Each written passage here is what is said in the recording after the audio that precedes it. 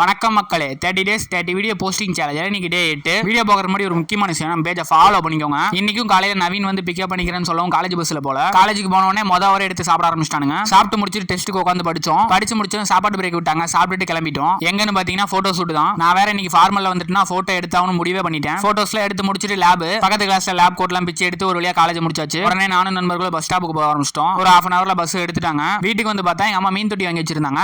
எனக்கு சின்ன வயசுல இருந்தே மீன் வளர்க்கணும்னு ஆசை. அது இப்பதான் நிறைவேறி இருக்கு மக்களே. கல்ல வாங்கிட்டு வந்து ஒரு 4-5 டைம் கழுவணுமாமா. கழுவி முடிச்ச கையோட கல்லெல்லாம் போட ஆரம்பிச்சிட்டோம் தொட்டிக்குள்ள. நான் போடுறமான்னு கேட்டேன். நீ புடுங்குறது எல்லாமே தேவையில்ல தானிதான் சொல்லி எங்க அம்மா ஓரமா உட்கார வச்சிட்டாங்க. சரி நம்ம ஏன் சும்மா இருக்கணும் போயிட்டு துணி மடிக்க போயிட்டேன். துணி மடிச்சு முடிச்ச கையோட நண்பர்கள்ட்ட இருந்து போன் டப்புன்னு டீ கடைக்கு வண்டியை விட ஆரம்பிச்சாச்சு. 7 மணி ஆயிட்டா கை கால்லாம் நடுங்குது மக்களே. நீங்க நினைக்கிற மாதிரி இல்ல, டீ குடிக்கிறதுக்கு சொன்னேன். நான் பாதாம் பால் தான் குடிச்சேன். கோகுல் நண்பனுக்கு ஏதோ மாத்திரை வாங்கணும்னு சொன்னால ஸ்ட்ரைட்டா குமரன் மெடிக்கல் போயிட்டோம். அவன் என்ன அப்படியே வள்ளி மெஸ்ல டிராப் பண்ணிட்டு கிளம்பிட்டான் வீட்டுக்கு. வீட்டுல சாம்பார் நானே எங்க அண்ணனும் இது சரிப்பட்டு வரான்னு சொல்லி கடை கிளம்பிட்டோம். ரொம்பலாம் இல்ல மக்களே, ஒரு பரோட்டா, பாதி சிக்கன் ரைஸ், பாதி கறி தோசை, அவ்வளவுதான். என்ன ஒண்ணு ஆஃப் ஆயில் தான் மிஸ்ஸிங்.